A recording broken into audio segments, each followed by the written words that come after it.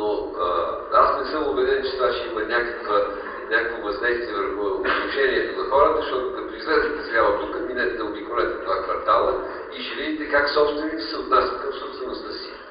Като видите фасадите тук на 60% от сградите, аз преди месец видях как един собственик, на който 2 пъти му е предписано от общината да си укрепи балконите и да си поправи фасадата, беше убит от собствения си балкон, на който се беше качил от 3-ти етаж и беше паднал заедно с него. Що се отнася до реституираните земи в комплексите, реституцията в урбанизирана среда, аз съм го твърдял преди 20 години, ще го повторя и пред вас, е абсолютно малоумие. И това съсипа нашите градове, съсипа нашите комплекси, съсипа маса неща, които добре или лошо бяха направени с планиране и бяха направени с мислене. Имаше интереси, тия интереси надявам се, че се реализираха вече. Аз съм категорично против реституирането на земеделски, това са земеделски земи. Какво значи ползване на тая земя? Да седи картофи, както е седил дядо му, чиято е била нивата ли? Или да направи катерушки и да взима по 2 лева на децата, които ги ползват тия катерушки.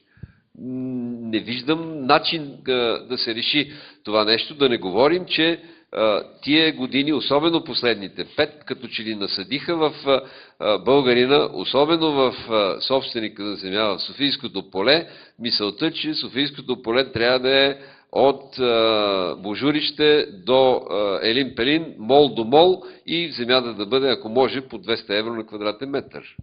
Това е въпрос, значи вие не вярвате толкова много в това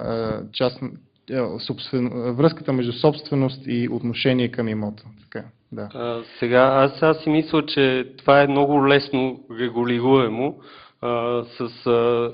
По-скоро, вместо да се отнема собственост, да се даде лимит върху това какво може да се направи.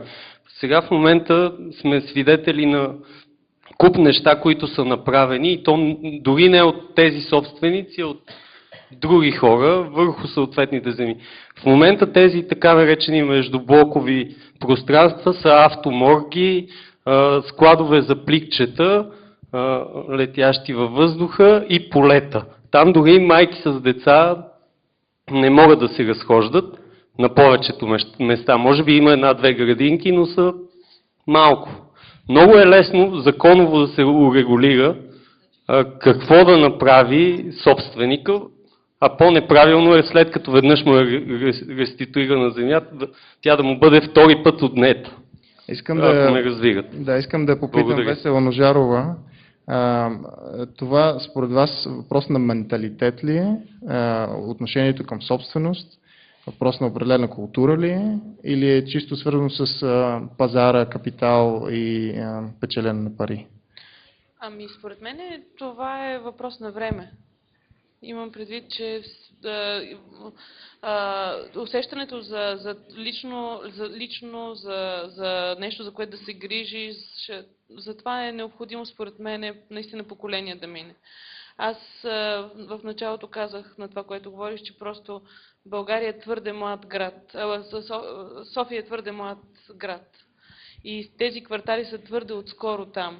И хората, които са дошли да живеят тогава, са дошли заради това, че са търсили работа, заради това, че са напуснали своите места, които са били уредени по някакъв начин.